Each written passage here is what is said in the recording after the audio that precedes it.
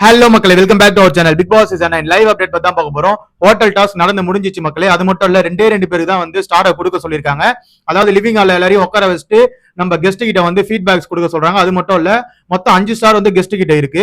அவங்க என்ன பிளான் போட்டாங்கன்னா 5 பேருக்கு வந்து ஸ்டார் கொடுக்கலாம்னு பிளான் போட்டிருந்தாங்க. பட் ஆனா பிக் பாஸ் வந்து ஹோட்டல் டாஸ்க் நினைச்ச அளவுக்கு அந்த அளவுக்கு ஒன்றும் பெருசாலாம் இல்ல, இவங்களுக்கு ரெண்டு ஸ்டார் மட்டும் கொடுங்க போதுன்ற மாதிரி சொல்லிட்டாரு.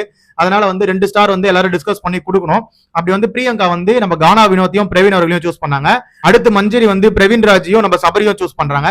அதே மாதிரி நம்ம தீபக் அண்ணனும் வந்து பிரவீன் ராஜையும் சபரியும் சூஸ் பண்ணிட்டாங்க. அதாவது நம்ம பிரவீன் ராஜ் வந்து 3 ஓட்டு வாங்கியிருந்தாப்புல, நம்ம சபரி வந்து 2 ஓட்டு வாங்கினதுனால இவங்க 2 பேருக்கு தான் ஸ்டார் போச்சு. அதுக்கப்புறம் இவங்க நிறைய வந்து சொன்னாங்க, அந்த மாதிரி நான் வந்து நம்ம பிரஜின் அவர்களுக்கு கொடுக்கணும்னு நினைச்ச ஸ்டார், அதே மாதிரி சுபிக்ஷா கொடுக்கணும்னு நினைச்சேன், வியன்னா கொடுக்கணும்னு நினைச்சேன்லாம் சொன்னாங்க. பட் ஆனா பிக் பாஸ் எங்க கிட்ட 2 பேரும் கொடுக்க சொன்னதுனால உங்களதுல பெஸ்ட் யாரும் சூஸ் பண்ணல, இவங்க 2 பேர் தான் பெஸ்ட் அப்படின்னு சொல்லி சூஸ் பண்ணி விட்டாங்க.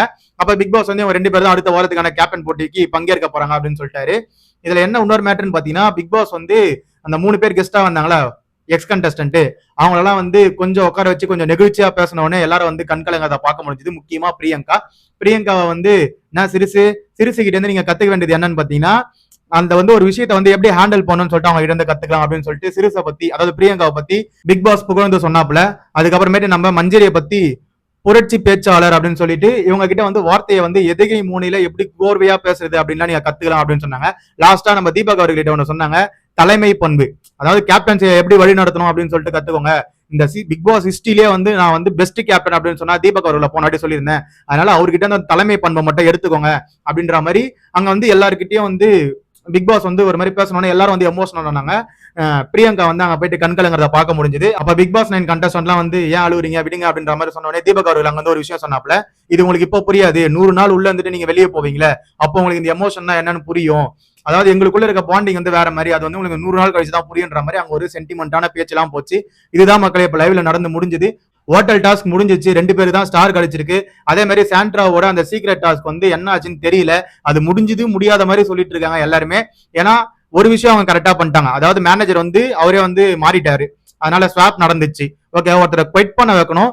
அது வந்து யாரை குவிட் பண்ண வச்சாங்கன்னா நம்ம அமித் அவர்களை வந்து குவிட் பண்ண வச்சாங்க.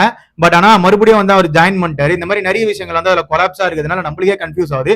ஒருவேளை பிக் பாஸ் வந்து சரி ஓகே எல்லாமே நீங்க பண்ணிட்டீங்க, ஓரளவுக்கு எல்லாம் செட் ஆயிடுச்சு அப்படின்னு சொல்லி கொடுக்கறதுக்கும் வாய்ப்பு இருக்கு, இல்ல கொடுக்காம போறதுக்கும் வாய்ப்பு இருக்கு. பொறுத்து இருந்துதான் பார்க்கணும். அது வந்து இன்னைக்கு சொல்லுவாரா இல்ல நாளைக்கு சொல்லுவாரான்னு தெரியல. கெஸ்ட் எல்லாம் உடனே வந்து வீட்டை விட்டு வெளியே போறது இல்ல, நீங்க வந்து ரெஸ்ட் எடுங்க, நான் சொல்லும் போது நீங்க வெளியே போயிடலாம் அப்படின்னு சொல்லியிருக்காப்ல. நம்ம பிரவீன் ராஜ் அவர்களுக்கும் சபரிக்கும் வந்து இந்த ஸ்டார் கொடுத்திருக்காங்க. அடுத்த வாரம் அவங்க தான் வந்து தல டாஸ்க்கு போட்டி போட போறாங்க. அதை பத்தின கருத்துக்களை கீழே கமெண்ட் செக்ஷன்ல கமெண்ட் பண்ணுங்க. அதை பத்தி நான் தெரிஞ்சிடும். அதுக்கு நம்ம சேனலை சப்ஸ்கிரைப் பண்ணி கூட இருக்க பெல் ஐக்கனை தட்டி விட்டுங்க. அப்பதான் நம்ம போற வீடியோ எல்லாம் உடனே வந்து சேரும். Love you, bye, take care.